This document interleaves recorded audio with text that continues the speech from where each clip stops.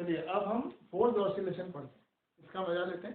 Force oscillation में हिंदी में पहले इसको मैं बता दूं कि जबरदस्ती दोलन या बलित दोलन कहा जाता है, ठीक है। तो एक ऐसा ऑसिलेशन जो फोर्स्ड होगा, है ना। तो इसमें बहुत ही इंटरेस्टिंग सी टर्म्स आती है, जैसे कि एक रेजोनेंस इसमें टर्म आती है, तो हम अभी सीखते हैं। पहले हम जो जानते हैं वहां से स्टार्ट कर रहे हैं। एक कोई मास के स्प्रिंग कांस्टेंट वाला ब्लॉक है, इसका ऑसिलेशन चलता है, तो उसकी एक अपनी फ्रीक्वेंसी होती है।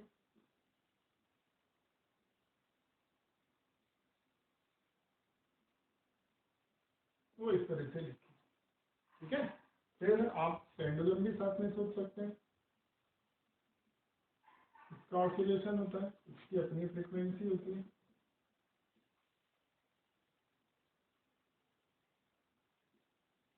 ठीक है, तो ये पेंडुलम अपने ऑसिलेशन फ्रीक्वेंसी से चल रहा है, इस फ्रीक्वेंसी से ऑसिलेट कर रहा है, और ये जो है अपनी फ्रीक्वेंसी से ऑसिलेट कर रहा है। तो दोनों की फ्रीक्वेंसी हम निकाल के रखे। अब ये ऑसिलेशन जो होता है, इसको हमने पढ़ा हुआ है कि ये ऑसिलेशन से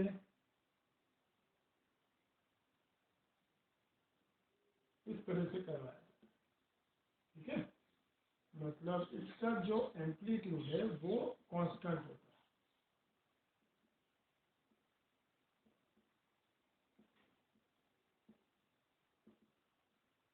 ठीक, इसका जो ऑसिलेशन है इन दोनों का, इसमें कांस्टेंट एम्पलीट्यूड का मतलब एक निश्चित आयाम का ऑसिलेशन ये चल रहा है। अब आप एक इंटरेस्टिंग फैक्टर इसमें देखो कि जब जब ये पेंडुलम यहाँ पर आता है, इधर देखना चाहते हैं ना, जब जब पेंडुलम अपने निगेटिव एक्सट्रीम पर आता है या ये ब्लॉक यहाँ पर पहुंचता है, ये ए डिस्टेंस का, ठीक है। जब ये ब्लॉक अपने निगेटिव एक्सट्रीम पर आता है या ये अपने निगेटिव एक्सट्रीम पर आता है, तब मैं इस पर एक फोर्स लगाने वाली हूँ, ठीक है। जैसे वहां पहुंचा एक फोर्स लगा दिया, जैसे वहां पहुंचा एक फोर्स लगा दिया। अरे सिंपल तो कैसे, कोई बच्चा झूला झूल रहा हो, उसको यहाँ से इस जगह पर से उसको धक्का दे देंगे, ठीक है। तो अब इसको यहाँ पर इस जगह से फोर्स लगाने वाले हैं, ठीक। ध्यान दो, कब यहाँ पर आया तब हमने इसको क्या किया, पुश कर दिया। फिर यहाँ पर आया तो हमने क्या किया, पुश कर दिया, ठीक है।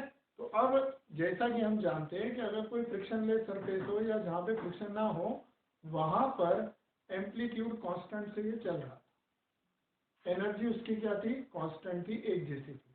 अब हम क्या कर रहे हैं, इसको फोर्स के थ्रू इस मोमेंट पर एक्स्ट्रा एनर्जी दे दे।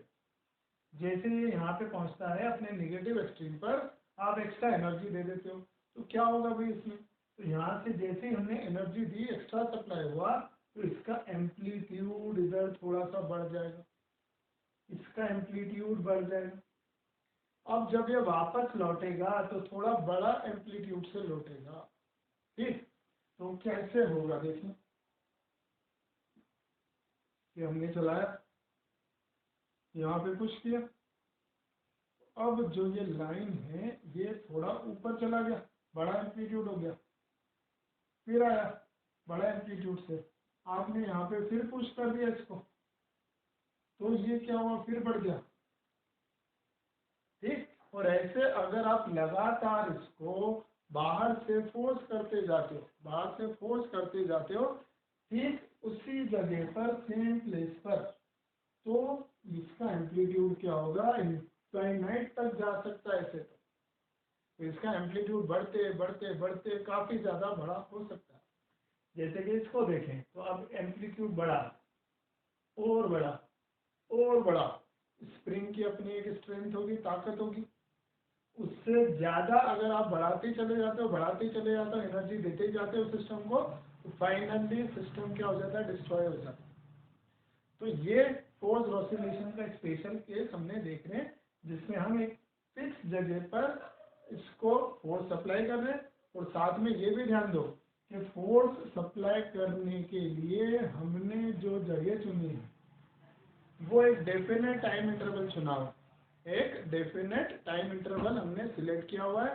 वही टाइम इंटरवल हमको क्या दे देगा, फ्रिक्वेंसी की वैल्यू भी दे देगा फोर्स अप्लाई करने की। तो देखो ये इसलिए लिखा हुआ है, अगर हमने जो अप्लाइड फोर्स है उसको सप्लाई करने की फ्रीक्वेंसी इन फ्रीक्वेंसी से मैच करवाए, इसको बोला जाता है नेचुरल फ्रीक्वेंसी इस सिस्टम की। और अप्लाइड फोर्स की फ्रीक्वेंसी जैसे कि मैंने बोला था ठीक उसी जगह पर से हमको इसको बार बार फोर्स अप्लाई करना है उतने ही टाइम इंटरवल के बाद। तो सेम टाइम इंटरवल होगा तो फ्रीक्वेंसी सेम होगी। और जैसे ही ऐसा हम करेंगे कि हमारे अप्लाइड फोर्स की फ्रीक्वेंसी मैच करवा देंगे किससे, नेचुरल फ्रीक्वेंसी से, एक प्राकृतिक फ्रीक्वेंसी से मैच करवा देंगे, तब जाकर के क्या होगा, हमको एक स्पेशल कंडीशन मिलेगी जिसमें एनर्जी लगातार बढ़ती जाएगी। कब तक, जब तक एम्पलीट्यूड इनफाइनाइट तक ना चला जाए। और अगर एम्पलीट्यूड बढ़ते बढ़ते बढ़ते ही जाएगा तो सारे सिस्टम फाइनली क्या होंगे, ब्रेक होंगे, टूट जाएंगे, नष्ट हो जाएंगे। ठीक है। अब एक इंटरेस्टिंग फैक्टर मैं बताता हूँ कि दुनिया की जो सारी चीजें हैं वो एक नेचुरल फ्रिक्वेंसी पे वाइब्रेट करती रहती है। दुनिया की सारी चीजें एक नेचुरल फ्रिक्वेंसी पे वाइब्रेट कर रही है। जैसे कि कुतुब मीनार है हमारा, तो उसकी एक अपनी फ्रिक्वेंसी, ठीक है। अब अगर वो फ्रिक्वेंसी किसी तरह से पता चल जाए और मैं क्या करूं, बाहर से कोई एक छोटा सा सोर्स ले लूं, उस सोर्स से मैं उस फ्रिक्वेंसी वाला एफ उस पर लगाना शुरू कर दूं, ठीक है। जैसे कुतुब मीनार है, वाइब्रेट कर रहा है, तो उस पर भी अगर अपन नेचुरल फ्रिक्वेंसी से फोर्स अप्लाई करते जाओ तो उसका वाइब्रेशन का एम्पलीट्यूड बढ़ जाएगा। और वाइब्रेशन का एम्पलीट्यूड बढ़ा करके हम कुतुब मीनार को गिरा सकते हैं by using a simple force, ठीक है। फोर्स ताकतवर नहीं चाहिए मुझे, राइट मोमेंट पे एक्ट करने वाला फोर्स चाहिए, और वो कौन सा फोर्स होगा, जिसकी फ्रीक्वेंसी अप्लाई करने की ऑब्जेक्ट के नेचुरल फ्रीक्वेंसी से मैच कर जाएगी। इस फ्रीक्वेंसी को ही रेजोनेंस फ्रीक्वेंसी कहा जाता है, अनुनाद बोलते हैं हिंदी में इसको। इस फ्रीक्वेंसी को ही रेजोनेंस फ्रीक्वेंसी कहा जाता है, ठीक है। अब देखो इसमें और इंटरेस्टिंग फैक्ट्स बनाते हैं। तो जो हम अभी पढ़ रहे थे इसमें एक नेचुरल फ्रीक्वेंसी इसकी होती थी, ठीक है। अब मान लो ये प्रोसेस जो है, ये सिस्टम जो है हमारा काम कर रहा है एक फ्रिक्शन वाली प्लेस पर झूला चल रहा है। सामान्य तो यही घटना है कि फ्रिक्शन वाली जगह पर चलेगा। तो उसको कैसे रिप्रेजेंट करते हैं, अगर फ्रिक्शन वाली प्लेस अवेलेबल हो तो आप कैसे बताओगे, थोड़ा एम्पलीट्यूड कम होते होते खत्म हो जाता है, इस तरह से देखते हैं, ठीक है।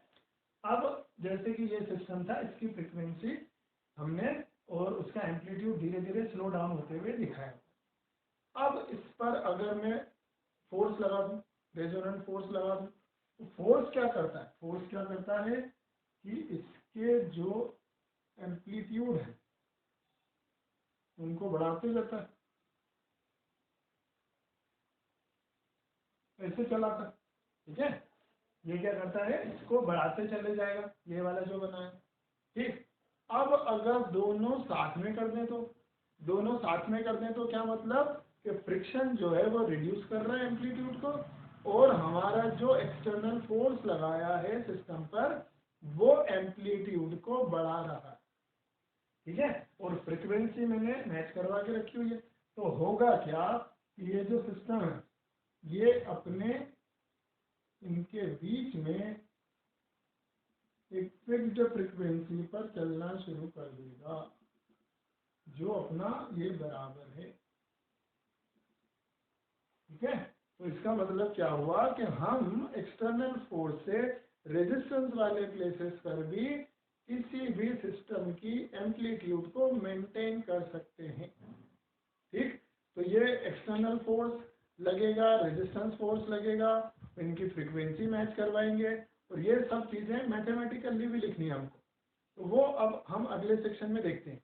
अभी के सेक्शन में आपने रेजोनेंस को देखना, एंजॉय करना, दुनिया की हर चीज में एक रेजोनेंट फ्रिक्वेंसी अवेलेबल है और उसको बड़ी आसानी से पता किया जा सकता है, और उस पर अगर फोर्स लगाते रहोगे तो फिर फाइनली आप क्या पाओगे कि वो चीज, वो इमारत या वो बिल्डिंग या वो पुल, वो क्या कर सकते हो आप, डिस्ट्रॉय कर सकते हो।